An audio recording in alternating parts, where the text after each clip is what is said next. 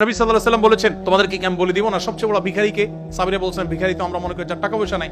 নবী বলেছেন, না, টাকা পয়সা আজকে নাই কালকে আসবে, এটা চূড়ান্ত ভিখারি না। চূড়ান্ত ভিখারি হলো যে নামাজ পড়েছে, রোজা রেখেছে, দাড়ি রেখেছে, টুপি রেখেছে, ওয়াজ করেছে, ওয়াজ শুনেছে, কোরআন তেলাওয়াত করেছে, হজ উমরা করেছে, দান সাদাকা করেছে, মানুষের সেবা করেছে, বাট কোন মানুষের অধিকার নষ্ট করেছে।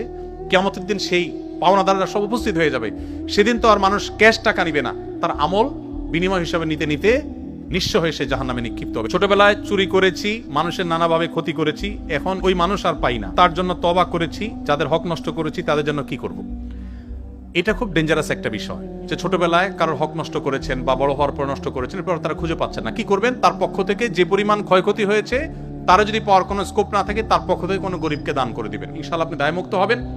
তবে যদি কারোর সম্মানহানি করেন, ফিজিক্যালি কাউকে অ্যাটাক করে থাকেন, আপনারা ছাত্র মানুষ, রক্ত গরম থাকে, জেনজি প্রজন্মের মানুষ, রিকশাওয়ালার সাথে চুন থেকে নুন খসছে, দিছেন কষায় একটা, মাস্তানি করে বসলেন, বেচারা অপরাধটা ছিল 100 ওজনের, আপনার শাস্তি হয়েছে 200 ওজনের।